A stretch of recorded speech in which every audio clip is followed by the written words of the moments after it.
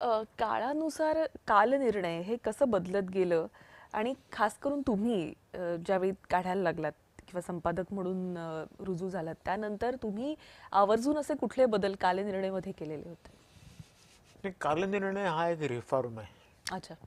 त्याने पूर्वीचं जे पंचांग होतं ते ते बदलत नव्हतं. ते उभा काय कळायला काय कळायचं जे खरं. उत्तरा भाद्रपद असं आलं पाहिजे ते. आणि तो कॉन्फ्लिक्ट जो होता तो मी आणि माझे वडील यांच्यातला होता. ते ट्रॅडिशनल होते, मी मॉडर्न होतो. आणि परंपरा आणि नवता आणि आम्ही एकमेकाला स्वीकारलं होतं कॉन्फ्लिक्ट असलं तरी. मी लोकहितवादी यांच्या विचाराचा होतो, ते शंकराचार्य या विचाराचे होते.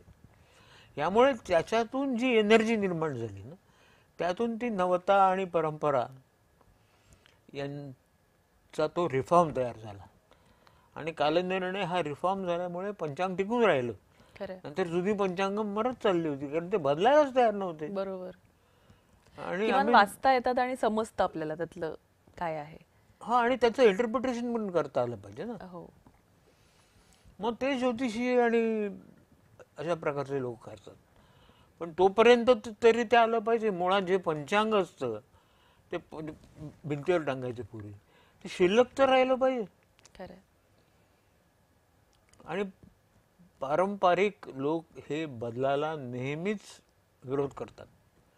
त्यांना स्टेटस को पाहिजे असतो, विरोध असतो तो बदलाला असतो. तो बदल आम्ही यशस्वीरित्या केला. कालनिर्णय दरवर्षी 7 भाषांमध्ये प्रकाशित होतं. महाराष्ट्राचं लाडकं कालनिर्णय चालवणं हे किती आव्हानात्मक आहे असं तुम्हाला वाटतं? 7 भाषांमध्ये ते त्याच्या प्रिंट्स काढणं आणि मुळात त्याचं सर्क्युलेशन. नाही आत्ता आहे ना ते खूप कॉम्प्लिकेटेड आहे. मॅट्रिक्स आम्ही ज्याला म्हणतो ते प्रोडक्ट्स लँग्वेजेस वगैरे रिजन्स आता खूप कॉम्प्लिकेटेड आहे. परंतु ही इव्हॉल्व झाली आहे ओव्हर 55 इयर्स. सुरुवातीला एवढी नव्हती कॉम्प्लिकेटेड. दादर गिरगाव विलेपार्ले एवढंच रिजन होता. बरोबर.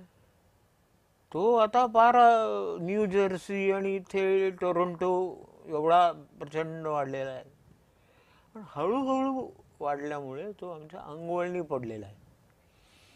आणि कशानंतर काय होतं हे लॉजिस्टिक्स जे आहे ते लोकांना माहिती असतं कर्मचाऱ्यांना. त्यानुसार ते करतात. पण अन्य भाषांमधून तुम्हाला कसा प्रतिसाद मिळाला आणि त्याच्या काही आठवणी आहेत का? ज्यावेळी अन्य भाषा सुरू केलेल्या आहेत. मुळात कालनिर्णय मराठी सोबत इतर भाषांमध्ये प्रसारित केलं जावं ही संकल्पना लक्षात तुमच्या कधी आली किंवा साळगावकर कुटुंबियांच्या की हा निर्णय त्यांनी घेतला की केवळ मराठीतच नाही तर इतर 7 भाषांमध्ये देखील त्याचं प्रसारण झालं पाहिजे? आणि हे होत असताना काही गमती जमती घडल्यात का? काही असे किस्से आहेत का इतर भाषांमधले? हे काय होतं की नवल टाटा, अच्छा.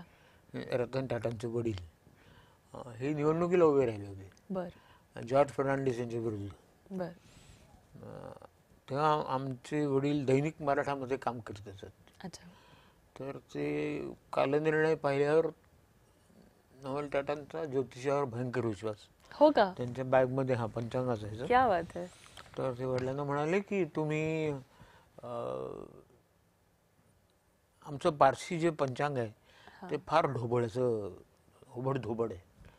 तेव्हा तुमच्या कालनिर्णयासारखं आमचं तुम्ही पंचांग करून द्या, बर. जे भिंतीवर लावता येईल आणि घेऊन फिरता येईल. वा. तेव्हा आणि ते इंग्लिशमध्ये करा. अच्छा. आणि इतकंच नव्हे तर मी सपोर्ट करीन त्याला. अरे वा. तर टाटांची एक अशी पद्धत आहे की जर का एखादा माणूस त्यांच्या जवळ आला आणि त्याच्यात काही गुण आहे तसं त्यांना वाटलं तर ते त्यांना प्रमोट करतात. तसं त्यांनी आमचं इंग्रजी प्रमोट केलं. आणि आजही ते इंग्रजी त्यात पारशी दिवसाची तिथी असते, मुस्लिम महिने असतात, कॉन्टिनेंटल प्रोडक्ट आहे तो आणि ते खूप खपतं. तसंच आमचं जेव्हा हिंदी झालं ना तेव्हा कमल शेडगे हे टायपोग्राफर होते. अच्छा. आणि कमलने sans सेरिफ आणि सेरिफ नसलेल्या असा टाईपमध्ये ते डिझाईन केलं. तर मी कमलला म्हटलं हे चालणार नाही, मला माझा टाईपफेस बदलायचा नाही आणि तो टाईपफेस म्हणजे माझा फेस आहे. हम्म. तर कमल काय ना, कमल हट्टी माणूस होता भयंकर. तेव्हा चटकन तिचे वडील बाजूला उभे होते. वडील म्हणाले, अरे मला हिंदी नाहीतरी करायचंच होतं, हे डेटपॅड आपण हिंदीला वापरूया. वा. आणि असा हिंदीचा जन्म झाला. आणि बाकी गुजराती आणि मल्याळी किंवा इतर अन्य भाषा? नाही, त्याची अशी काही स्पेशल स्टोरी नाही, ती करायची. साऊथ इंडियन भाषा करायचं आम्ही ठरवलं. पण हे कठीण आहे मुळात. मराठी माणसाला साऊथ इंडियन भाषा कळणं कठीण असतं, कारण त्या सगळ्या भाषा सारख्याच साऊंड तरी करतात.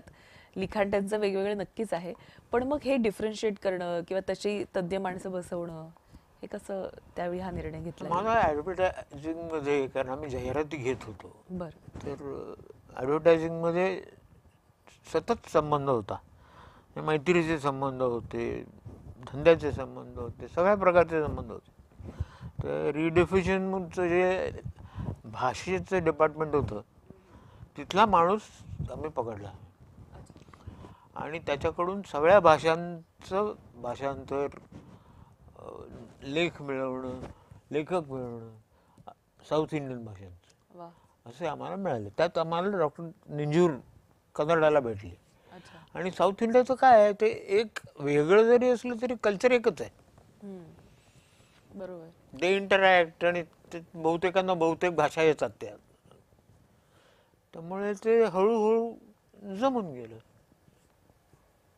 पण अशी कधी प्रिंटिंग करायच्या आधी असं म्हणजे जेव्हा आपण साम्य भाषेमध्ये त्याच्या प्रिंट्स येत असतात वेगवेगळ्या, तेव्हा कुठल्या तरी एका तिथीवरून किंवा अशी काही गल्लत झालेली का, किंवा असा काही किस्सा आहे का त्याचा? कारण मला असं वाटतं की काही गोष्टी ह्या त्या भाषेमध्ये वेगळ्या पद्धतीनं मांडल्या जात असतील.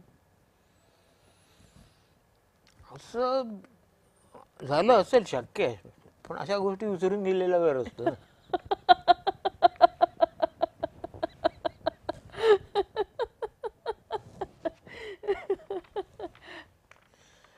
आणि एक कौतुकाचाही भाग असतो.